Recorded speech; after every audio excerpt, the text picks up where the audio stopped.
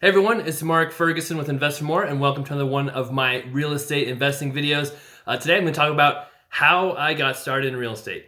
So I get that question a lot, and I always kind of think, well, I've talked about this before, and I have talked about it in different videos and on the blog a little bit, but I've never really gone into the entire story of how I got into the real estate business, began flipping houses, being an agent, buying rentals, all of that stuff from beginning to end. So I'm going to try and do that in this video, give you basically my life story pretty much and let you know how I got started. Hopefully that can help some of you get started or see a path of how to get into this business. I did not have a ton of money or a huge inheritance or an extremely high paying job when I first started in real estate. I kind of built myself up with some help from a lot of people, including my father, but I did build myself up to get to the point where I am today, where we've got, we're doing 26 flips last year.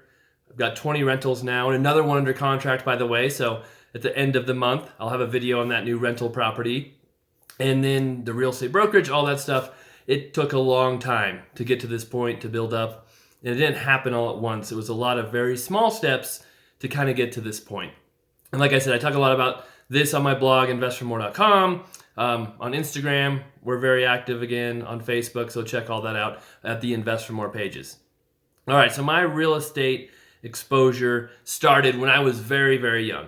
My dad got his real estate license in 1978, which was before I was born, and I grew up around it. He was primarily a real estate agent, selling, up to 100 houses a year as an agent when I was growing up. He was a teacher before that, made very little money, and my mom convinced him to get his license. That would be a good idea, and they're both very glad he did that. But I can remember when I was 3-4 years old, sleeping under his desk at the Caldwell Banker he worked at, and just being around the business all the time. I knew all kinds of agents, all kinds of people in the business. I tried my best never to talk to any of them because I was very shy and an introvert. I still am a little bit, even though I do these videos and different stuff. But growing up in that business, for whatever reason, I wanted nothing to do with it. It's kind of funny because one of my friends who I grew up with was my same age, asked me in high school or middle school, hey, are you going to become an agent when you graduate? Because his dad was an agent as well. In fact, my dad and his dad worked together a little bit. He's like, man, you can make so much money. Are you going to do it? I'm like, no, I'm not going to do it. He's like, why not? I'm like, because I want to do something else. I don't want to be an agent. Kind of want to make my own path. And ironically, I ended up becoming an agent eventually, and he did not. So kind of funny how that works. But went through high school, would help out once in a while in the business, but not doing a whole lot. Actually would help with my sister's property management business a little more than I would with my dad's business. Went to the University of Colorado, started out in engineering, wanted to be a civil engineer because I always liked designing stuff. I liked houses. I don't know, for whatever reason, I didn't like the real estate agent business. Because when I was a kid, I loved going to see houses. I had to draw floor plans of houses. I still have boxes and boxes of graph paper books with floor plans I'd make and draw. And so I loved that part of it, but I still didn't want to sell them or be an agent for whatever reason it was. So I went to school, went into engineering first, but did not like engineering. I was really good at basic, simple math. But when I got into Calc 2, Calc 3, Physics 2, I did not like those subjects at all. And maybe it's because it didn't come easy for me. It wasn't natural for me. I really had to work hard. And I wasn't the most hardest worker in the world back then. But I decided to switch to business. So I went to the business school. And it was interesting because I had to take some math module classes, which were basically algebra. And I had just gotten done taking Calc 2. So definitely showed the difference between the business school and the science schools. But went through business, pretty simple for me to graduate from college. I definitely had to work hard, but it wasn't much easier being in the business school than engineering school, that's for sure. So I got a degree in business finance and graduated thinking I might find this great job that would pay me all this money right off the bat. And I didn't even know what that job would be. I didn't know what I wanted to be. I thought maybe something in the banking industry because I figured, bankers seem to make a lot of money. But I didn't want to start out as a teller making $12 an hour. I wanted to be higher up. So as you can see, I didn't have the whole mindset, attitude, realistic, kind of driven personality that a lot of people have when they're successful, and that showed. I decided, hey, I'll just go work part time for my dad in the real estate business till I figure out what I want to do. And it took me a long time to be super successful. It wasn't something that happened right away, right after college. It took me quite a bit of time. And it wasn't like when I went to work with my dad that he gave me an office and started paying me all this money and handed the business to me. I think I made $10 an hour when I first started to work with him. And I wasn't even doing real estate stuff. I was doing landscaping, at his house, or painting, houses, or running random errands for him. They owned some land outside of town, and I'd take the pickup truck and water trees out there because there's no water out there. So I was doing all kinds of different stuff, and it was okay. It wasn't super exciting, but I started to get more involved into the real estate side of things, doing a little more. And I decided there were a few things that I really liked about real estate, because I also saw some of my other friends who are in the corporate world, who were working for big corporations, doing different stuff, had the 40-hour work week. And first off, they didn't get paid very much. I wasn't getting paid anything more than them, probably less. But at the same time, they were working nonstop, it seemed like, in a very stressful environment. Real estate wasn't as stressful, and I could see that there was a lot of potential there as well. If you got your business set up right, if you worked hard, you could make a lot of money. And you had a very, very flexible schedule as well. There was no boss telling me what to do. My dad would, give me tasks and things, but he wasn't, on my case all the time. And that's something that meshed really well with my personality. I am one of those people who does not like being told what to do. I don't know how that was ingrained in me, but even playing sports, doing all kinds of different things growing up, if I agreed with someone, like, oh yeah, that makes sense, sure, I'd be happy to do it, to learn from them. But if they told me something that I didn't agree with, I put up a brick wall and was like, I'm doing it my own way, which can be good in some ways, but also be detrimental as well to learning and not having an open mind. So, looking at the corporate world versus the real estate world, I thought I'll give it a little more time in the real estate world and see where it goes. And I decided to get my real estate license, so I did that. I decided I would help my dad a little bit with flipping houses, so I did that. And this whole time, I was actually living in an apartment that my sister managed. So my sister was a property manager, and she had quite a few units she managed, including a 10-story apartment building, and I was the on-site manager there. So I still had to pay some rent, but I got a discount on rent, stayed there, took care of the building. It was actually a pretty fun, interesting job, but then I was also doing the real estate thing.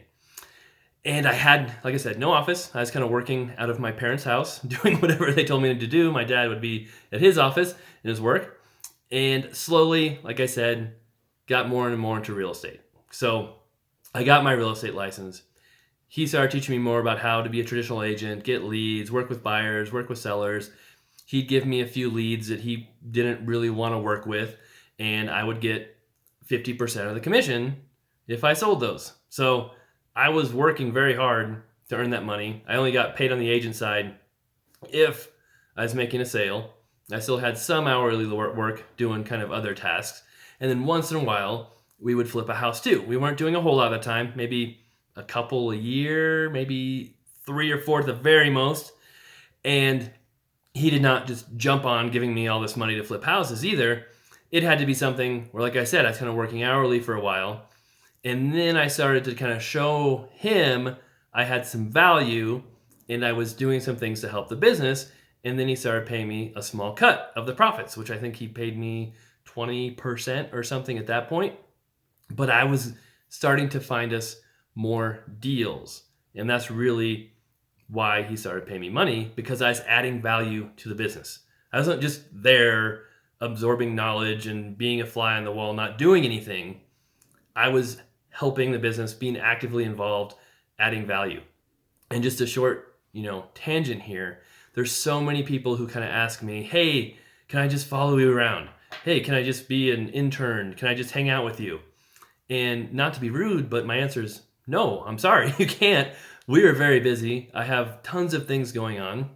I have other people who work with me who we're doing all kinds of different things. And we don't have time for someone to just kind of follow us around, or even someone's like, hey, I'm willing to do anything to work for you, give me a chance. And I'm like, well, what are your skills? What do you do? And they say, well, I don't know, whatever you think I should do. I don't have time to figure out a job for someone or what they are good at either. So that's really kind of my point here, is that if you want to get ahead in this business, if you want someone to help you who's in this business and learn from them, you've got work to do on your side. You've got to figure out what you're good at, how you can help them, if you're going to work for free, if you're going to get paid, and come to them with a detailed proposal that you figured out. Not just, oh, hey, I think it'd be cool to hang out with you. Can I follow you around? It doesn't work that way. You've got to show value and provide a way that shows them, hey, maybe it would be good to have this person helping. So, all right, end of my tangent. Back to what we were talking about. So I was helping us find a few more deals on the flips. This was at a time when we were buying most of our properties from the foreclosure sale. Basically, almost everything my dad bought was from the foreclosure sale. There was very little competition, just a few people buying from there, and you could get really good deals. And so we were being creative with the ways we were buying. It was a very different system back then than it is now, where there was an owner's redemption period. There was a way to get deeds of trust from the owners, pay them a little bit. It was kind of funky. It was all legal. We didn't do anything illegal. But the way the system was set up, it had some really interesting, creative ways to buy houses. And they actually changed all that because it got kind of confusing and did set up some opportunities for people to commit fraud, which unfortunately happened. And some people did get in trouble for that. But a lot of what I was doing was figuring out those creative ways, coming up with new ways to buy properties. In some cases, we're using HOA liens to buy properties, getting lawyers involved when other investors didn't like what we were doing to show them, hey, this is legal, this is legit. A lot of different stuff we did. So when I started getting us more properties and more deals, then I slowly started making a little bit more money. And along the same time, I was selling a few houses as an agent, not a ton. I was never really good at being a traditional real estate agent. Like I said, I'm a natural introvert. I don't like calling people, talking to people all the time. And that's a lot of what being an agent is. So I would sell houses to my friends, family, a few other people, but that was about it. And so I was not making an awesome living doing that. But we were doing better on the flips. So building up the business, doing slightly better. I think at this point in my life, I've been in the business a couple years, 3 years, and I was making $40-some thousand a year. I think my best year was just over 50, kind of in my first 4 or 5 years. And I was kind of getting to the point where I'm like, man, I felt stuck. Like I wasn't going anywhere. I didn't see myself selling as many houses as I needed to make a lot of money. I didn't see us, flipping a ton of houses because we didn't have the contractors and the systems built up, and we weren't finding quite enough deals, and I needed to change. So I actually decided, hey, I'm going to flip a house myself. That's what I'm going to do. I'm going to find a deal, buy it, fix it up myself. It's going to be awesome. So what did I do? I bought an old 80-year-old house. It was not a nice house. And it had marginal numbers. It wasn't that great, but I thought, I'm going to make up for these bad numbers because I'm going to do all this labor myself and save all this money. It'll be a great deal. It's the worst decision I ever made in my entire life. So what I ended up doing was spending 3, 4, 5 months of my life working at this house, spending most of my days there. I didn't know what I was doing. I was putting in windows, putting in doors, putting in a kitchen. I think we tore down a wall, putting up light fixtures, painting everything, laying laminate flooring, bathroom fixtures, all this stuff that I was learning to do on the fly. It wasn't great. The work I was doing was subpar compared to other contractors because I didn't know what I was doing. It took so much more time than contractors because I didn't know what I was doing. And in the end, I think we pretty much lost money on that house because it took us much longer because I did the work. It wasn't as nice of work. And the market was starting to turn at that time as well. It was 2006, right when prices were starting to dip. So that was not a good experience. And I learned I have to use my time better than manual labor things, than making, I was making more than $10 an hour, obviously at that time, but I was still doing some hourly work, I think, at that time. And it just kind of opened my eyes. Like, this is not the way to succeed in business. Even if I did make $30,000 on this flip, I spent all this time doing it, all this manual labor. there's no possible way for me to scale it. Yeah, maybe I could do 2 of these a year and be completely miserable spending all my time at these houses, but I want to make more than $60,000 a year for the rest of my life doing manual labor. That was not what I wanted to do. So again, I kind of took, a whole look at my life, what I was doing, and I thought this sucks. I think I made $28,000 that year because I was not selling any houses as an agent. We weren't finding any more flips because I spent all my time on this one house. It was bad. So I thought, hey, I know what I'll do. I'll write this letter to my dad saying why everything's unfair and I'm not making enough money and I need higher splits and higher profits and all this stuff. So that was my plan, which looking back on it now was not a great plan either. It's very immature and not how you succeed in business. But I wrote out this letter, and part of that letter I said, hey, there was another person working for him at the time. He had an assistant, and she had actually worked on the flips as well before I got there, but hadn't been quite as successful as I was. And so she didn't do them anymore. I kind of took over that job. So we didn't really get along very well. But anyway, she made more money selling houses and on different stuff. And I'm like, hey, I would have to sell so many houses, do so much of this other work to make as much money as she did. And that was comparing myself to her, which again is a really bad thing to do for your mindset. But I was young and not as educated as I am now. And so my letter wrote, I'd have to sell like 100 houses and make this much each day or on each deal just to make a decent living. And is a very frustrated letter. And my dad read it and said, thanks for this. I'll take it in consideration, and change nothing. So I was like, okay, that sucked. I guess I have to do this on my own. And what's interesting is I think that letter actually started a change in my mindset, because I had actually written down an accidental goal. I had never written goals before. I never had a goal of how many houses I was going to sell. Never had a goal of how many flips I was going to sell. Never had a goal of how much money I was going to make. I just hoped it would all work out somehow. And it wasn't, for some reason, because I had no idea what I really wanted. So one reason why I love goals is because they tell you what you want and you can accomplish them. So I'd written down these accidental goals, and one of them was I'd have to sell 100 houses to make good money. And it's funny because shortly after that, I got a call to do a BPO, which I had no idea what a BPO was. Turned out it's a broker price opinion. Banks were asking for them to value properties that were going to foreclosure or short sales or houses they had.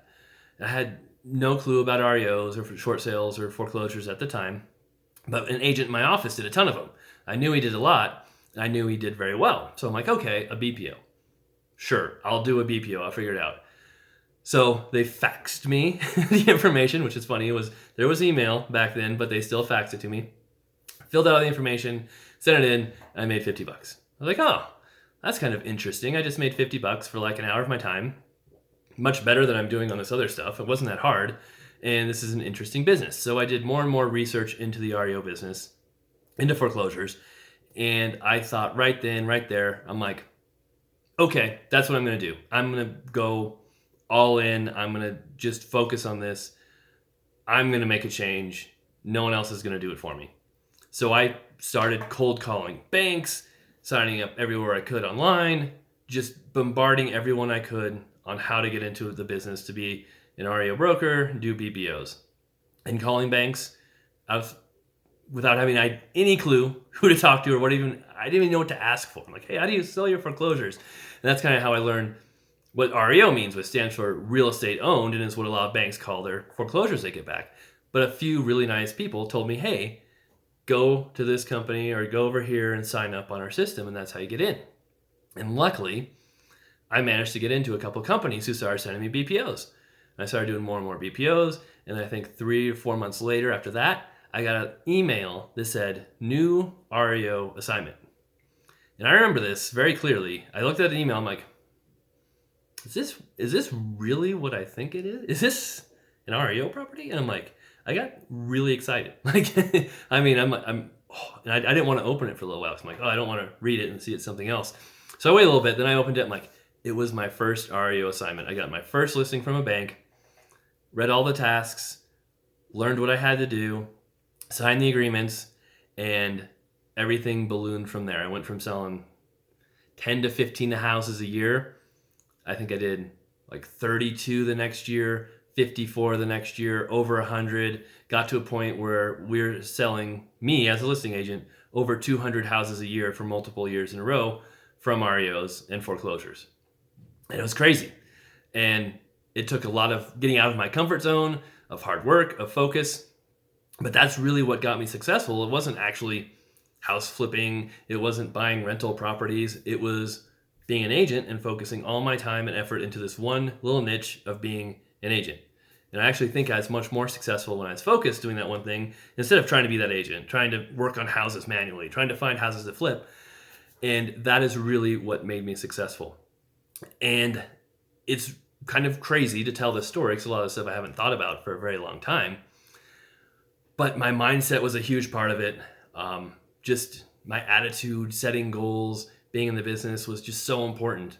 And so many other things came into play too, with me thinking I knew how to do everything, thinking I didn't need help, thinking I didn't need to listen to people, and trying to do it all on my own. It did not work well at all.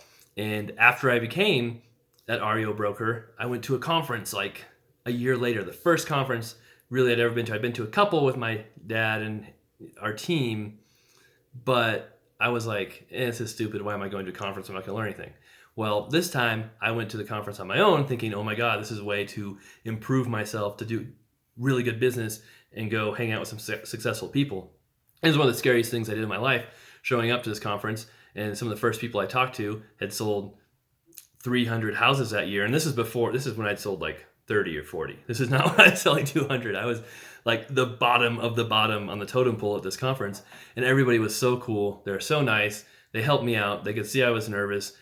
And it was one of the coolest experiences I ever had. And really cool to just have these people who were so successful helping me out, telling me their secrets, telling me what to do. And then getting to a point now where I became those people eventually, and even kind of expanded into doing more stuff with our flips and investing and brokerage and all this other stuff too.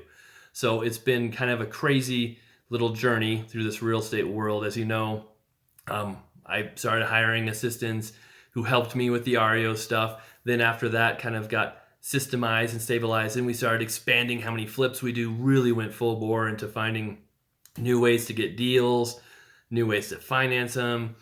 And eventually I bought out my dad because I wanted to be more aggressive. I want to do more stuff.